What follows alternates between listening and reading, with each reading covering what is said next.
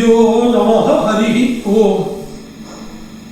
श्रीमद्भागवतम् महापुराणम् यं प्रवरजन्तं यमुपेतमपेतकृत्यं द्वैपायनो विरहकातर आजुहाव पुत्रेति तन्मयदया तरवोऽभिनेतुः तं सर्वभूतहृदयं मुनिमानतोऽस्मि। नारायणं नमस्कृत्य नरं चैव नरोत्तमं देवीं सरस्वतीं व्यासं ततो ग्रन्थमुदीरयेत्। श्रीगुरुभ्यो नमः हरिः ओम्।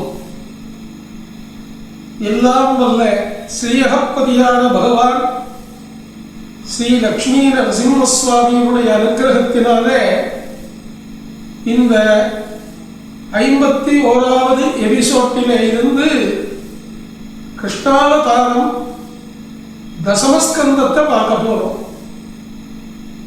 வடநாட்டிலே வடமதுரையிலே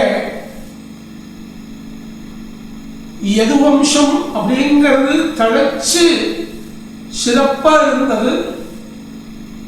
அதுல ஆகுகன் அப்படிங்கிற ராஜாவினுடைய பிள்ளை உக்ரசேன மகாராஜா. அவனுக்கு 9 பிள்ளைகள். அதுல மூத்தவன் கம்சன். உக்ரசேன ராஜனுடைய தம்பி தேவகங்கர ராஜா. அவனுக்கு தேவகி அப்படிங்கிற பொண்ணு இருந்தார். இந்த யயாதியினுடைய வம்சத்திலே வந்த யதுவின் வம்சம் உக்ரசேனருடைய வம்சம். அவனுடைய 5 பிள்ளைகளிலே யதுவனுடைய வம்சத்திலே யாதவர்கள் வந்தார்கள். புரு என்கிற புருவினுடைய வம்சத்திலே சந்திர வம்சமானது ரொம்ப நன்னா தழைச்சது. அந்த காலத்திலே போஜ வம்சம், விஷ்ணிகள் வம்சம், அந்தக வம்சம் என்றெல்லாம் நிறைய வம்சங்கள் கிளைகள் இருந்தன. அதுல விஷ்ணு குலத்திலே ராஜாவா இருந்தவர் சூரசேன ராஜன். அவருக்கு நிறைய பிள்ளைகள். அதுல ரொம்ப குறிப்பானவர் வசுதேவர். உக்ரசேன மகாராஜா தம்பி பொண்ணு தேவகியை தன் பெண் போலே வளர்த்தார். கல்யாணம் ஏற்பாடாச்சு. முறைப்பெண் பையனா இருந்திருக்கிற வசுதேவருக்கே தேவகியையும் கொடுத்துள்ளார். வசுதேவருக்கு ஏற்கனவே நிறைய கல்யாணமாக இருந்தது. அவருடைய பத்னிகள்ல ரோகிணி என்பவள் கோகுலத்தில் இருந்திருக்கா. இந்த உக்ரசேனனுடைய பிள்ளை கம்சன் தனது தங்கையை ஆன தேவகிக்கு ரொம்ப அற்புதமா கல்யாணம் பண்ணி வச்சான். அவன் மேல ஒரு பாசம், தங்கைக்கோர் கீதம். கல்யாணம் அற்புதமா நடந்தது. 5 நாள் கல்யாணம் நடந்தது. கடைசி நாள் பொண்ணு மாப்பிள்ளைய சம்பந்தி வீடு வரையும் கொண்டு போய் விட்டுட்டு வர்றதுங்கிறது ஒரு சம்பிரதாயம். அது எல்லா சமூக சமுதாயங்கள்லையும் இருக்கு. அதனால ஒரு அற்புதமான தங்க ரதத்தில ஏறி வசுதேவ தேவகியரை உட்கார வச்சு கம்சன் தானே ரதம் செலுத்தினார். சாரதியும் ஆனார். இப்போ நிறைய பேர் ஓன் டிரைவ் பண்ண தெரிஞ்சவா பாசத்தின் காரணமா நானே டிரைவ் பண்ணிட்டு வர்றேன்னு வர்றது உண்டுதானே. மாதிரி சாரதியா கம்சன் குதிரைகளை பார்த்து சலோ அப்படின்னா குதிரைகள் பறந்தன. 4 குதிரைகள் பொட்டிய தங்க ரதம். அது கொஞ்ச தூரம் அந்த ரதம் போன உடனே ஆகாசத்திலே இருந்து ஒரு சப்தம். அசரீரி. சரீரத்திலிருந்து வந்தா சரீரி, சரீரம் இல்லாத இடத்திலிருந்து வந்தா அசரீரி.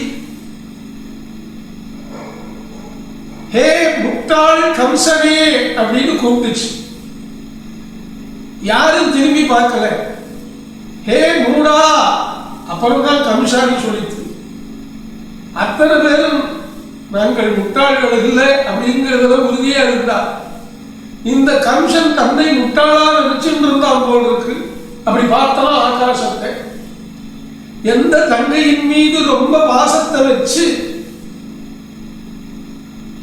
அவளை புக்காத்துக்கு கொண்டு போய் சம்பந்தியாத்துல விடுறதுக்காக நீ பொருட்டு போயிட்டு இருக்கியோ, இந்த தேவகியினுடைய கர்ப்பத்திலே பிறக்கிற 8வது சிசு உன்னை சம்ஹரிக்கும் அப்படின்னு அசரீரி சொல்லித்து மைக் ஆஃப். அப்படி கம்சன் ரகத்தை சடன் பிரேக் போட்டு நிறுத்தினான். வாழ உருவினான். எந்த தங்கையின் மீது அத்தனை பாசம் கொண்டு அந்த தங்கையை கொண்டு போய் விடணுங்கிறதுக்காக இவனே டிரைவ் பண்ணாரோ, தன்னுடைய ஜீவன் இந்த சரீரத்தில இருந்து பிரிக்கப்படும் அப்படின்னு தெரிஞ்ச உடனே வாழ உருவிட்டான். தேவகியை வெட்ட போனான். வசுதேவர் நடுங்கி போயிட்டார். இந்த கம்சனை என்ன சொல்லி நிறுத்துறதுன்னு யோசனை பண்ணினார். அவன் காலை போய் பிடிச்சிருந்தார். பாருங்க, அந்த காலத்திலேயே வீட்டு மாப்பிள்ளை மச்சினன் காலை பிடிக்கிறதுங்கிறது ஏற்பட்டு பாருங்க. ஏன்னா சாத்வீகனா இருக்கிற வசுதேவனுக்கு இந்த அசுரனை எதிர்க்கிற சக்தி இல்லை. ஒரு சாதாரண ராஜாவா இருந்து எதிர்த்து சண்டை போடலாம், வீரனா இருந்தா யுத்தம் பண்ணலாம். சாத்வீகனா இருந்தா இப்படி பண்ண மாட்டான். இவன் அசுரஸ்வபாவம் உள்ளவர். காலவேவி கால பிடிச்சிருந்த கம்சனே நிறுத்துங்கோ, இந்த தேவகி உங்களை கொல்ல போறதில்லை. தேவகியின் வயிற்றில் பிறக்கிற 8வது குழந்தைதான் உம்மை கொல்ல போவதாக அசரீரி சொல்லியிருக்கு. நான் ஒரு பிரதிஜை பண்றேன், 8வது குழந்தை இல்லை, இந்த தேவகியிடத்தில் பிறக்கிற எங்களுக்கு பிறக்கிற எல்லா குழந்தையையும் உங்ககிட்ட கொண்டு வந்து ஒப்படைச்சுடுறேன் அப்படின்னு சொன்ன. கம்சன் யோசிச்சான். அவருடைய மனசுல கூட ஒரு காருண்யம் இருந்தது. ஆமாதானே, இவரால எனக்கு மரணம் இல்லையே, இவள் வயிற்றிலே பிறக்க போற 8வது குழந்தை தானே என்ன கொல்ல போறான். சரின்னு சொல்லிட்டு அனுப்பல, தன் மாளிகைக்கே கூட்டிட்டு வந்துட்டான். 1 வருஷம் கழிச்சது. தேவகி கருவுற்று குழந்தையை பெற்றெடுத்தாள். அந்த முதல் குழந்தையை எடுத்துட்டு வசுதேவர் கம்சனிடத்திலே கொண்டு போய் கொடுக்க போனார். என்ன இருந்தான், நான் அன்னைக்கு பிரதிஜை பண்ணினேன், வாக்கு தவற மாட்டேன், வாக்தானம் கொடுத்தா நிறைவேற்றணும், இந்தாங்கோ என் முதல் குழந்தை அப்படின்னா. அடச்ச, நீங்க இவ்வளவு நேர்மையானவரா? எனக்கு 8வது உள்ளதாவே சத்ரு, இந்த குழந்தை உங்ககிட்டயே இருக்கட்டும்னு சொன்னான். அவர் அரை மனசா எடுத்துட்டு போறார். இவனுக்கு எப்ப மனசு மாறும்னு அவருக்கு தெரியும். இது தன் குழந்தை இல்லைன்னு அவர் முடிவே பண்ணிவிட்டார். அதனால இந்த குழந்தை மேல பற்றுதல், பாசம், விசுவாசம் எல்லாம் வைக்கல. அதுக்குள்ள நாரதர் கம்சனிடத்தில் வந்தார். ஓம் நமோ நாராயணாய. யாரது? நாரதர் வந்திருக்கேன், வாங்கோ. எங்ககிட்ட எல்லாம் வரமாட்டேன், பஜனை பண்ற இடத்துக்கு தானே போவேன், இங்கேயே வந்தேன். கம்சா உனக்கு நல்லது பண்ணலான்னு வந்தேன். ஓ, நீங்க எங்களுக்கெல்லாம் கூட நல்லது பண்ணுவேடா? நல்லது பண்ணுவோம், அது யாருக்கா இருந்தா என்ன? ஆமா, வசுதேவர் என்னவோ குழந்தைய கொண்டு வந்துட்டு திருப்பி கொண்டு போறாரே, என்ன விஷயம்னா அசரீரி அவருடைய தேவகியின் வயிற்றில் பிறக்கிற 8வது குழந்தை என்ன கொல்லுன்னு சொல்லிட்டு அவர் என்னமோ எல்லா பிள்ளையும் கொடுக்கிறேன்னு சத்தியம் பண்ணதுனால கொண்டு வந்து என்கிட்ட ஒப்படைக்கிறேன்னு சொல்லிட்டு ஒப்படைச்சு வந்தார். நம் முதல் குழந்தை என்ன பண்ண போறதுன்னு நான் திருப்பி சேர்ந்துட்டேன். முட்டாள் அசரீரியும் முட்டாள்ங்கிறது, நாரதனும் முட்டாள்ங்கிறார். என்ன மூடம் தான். மூடன் என்பவன் முன்பின் யோசிக்க மாட்டான், நினைச்சதை செஞ்சிடுவோம். அப்பா இங்க ஏதாவது வாழைப்பழம் இருக்கான்னு ஒரு சீப்பு வாழைப்பழத்தை கொண்டு வந்தா அது ஒரு 8 பழத்தை தனியா எடுத்து வச்ச எண்ணு 8 இருந்தது. இங்கிருந்து எண்ணினா இது 8, இங்கிருந்து எண்ணினா அது 8. அதனால 1 8 ஆகலாம், 2 8 ஆகலாம், 3 8 ஆகலாம், அல்லது 8 8 ஆகலாம். உனக்கு 8 சரின்னு கிளம்பிட்டார். உடனே கமிஷன் யாரங்க வசுதேவரை கூப்பிடுமோன்னு குழந்தைய கொடுங்க தெரியும். அதனாலதான் நான் வீட்டுக்கு எடுத்துட்டு போகல, இந்த வச்சு போட்டோம். அவர் நகர்ந்த உடனே அந்த குழந்தையை நிலத்திலே அடிச்சு கொண்டு மகாபாரதம் வசுதேவரையும் தேவகையையும் காலாகிரகத்திலே அடைச்சான். அது வரைக்கும் ஃப்ரீயா விட்டுருந்தான். இப்ப சிறைச்சாலையிலே நிறுத்தி அடியே இந்த 2023 ஏப்ரல் மாதத்திலே மதுரா பட்டணத்துக்கு போயிருந்தேன். இப்பவும் அந்த சிறைச்சாலை இருக்கு, அப்படியே காப்பாற்றலாம். மிகப்பெரிய பாதுகாப்பு. ஏன்னா நம்ம நாட்டில் துஷ்டர்கள் ஜாஸ்தி. Military, dog squad, gun squad, military squad, police squad, நிறைய படைகள், ஒன்றும் நகர முடியாது. நான் அதிகாலையிலேயே கிளம்பி போய் அங்க ஒரு முகூர்த்த காலம் அங்கேயே இருந்து, அது பெரிய பூங்கா அற்புதமா இருக்கு. அந்த அறையில ஒரு 10 நிமிஷம் தியானம் பண்ணிட்டு வெளியே வந்து பூங்கால உட்கார்ந்து ஜபம் பண்ணினேன். பொதுவா யாரையும் உட்கார விடுறதில்லை, தகுந்து போயிட்டே இருக்கணும். அந்த நான் ஒரு அமைதியான இடத்துல போய் உட்கார்ந்து ஜபம் பண்ணினேன். 4 காவலர்கள் வந்து பார்த்துட்டு அப்படின்ட்டு போயிட்டான். எவ்வளவு திருப்தி தெரியுமா? திருப்தி.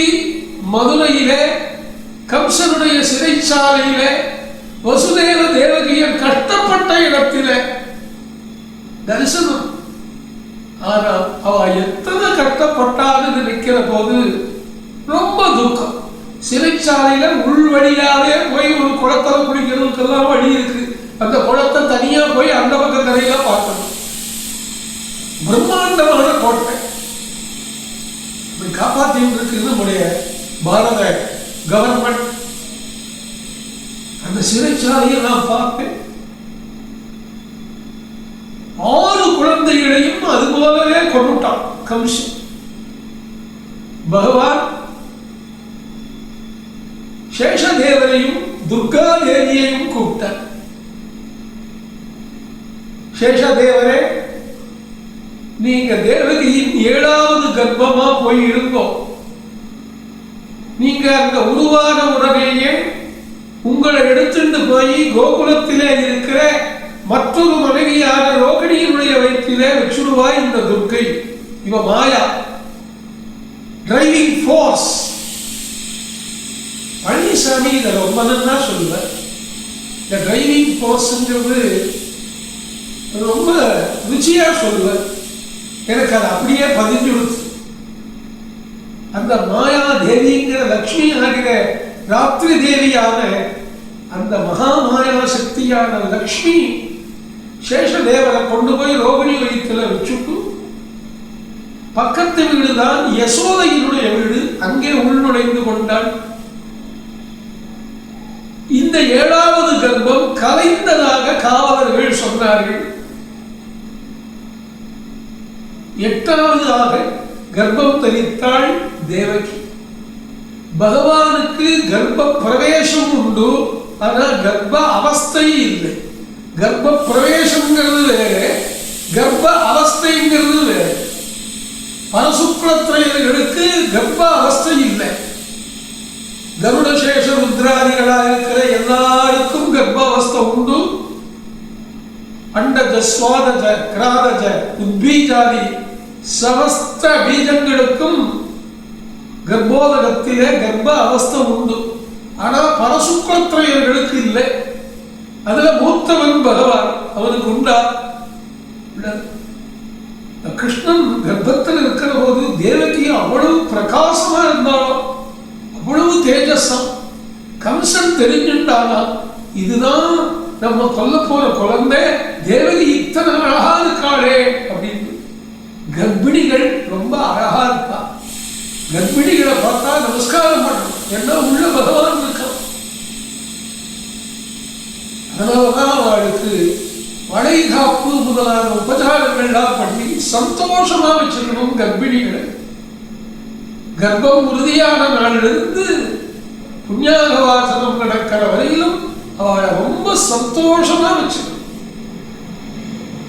ஒரு காலத்திலே தேவர்கள் எல்லாம் போய் வைகுண்டத்திலே கதறினான்.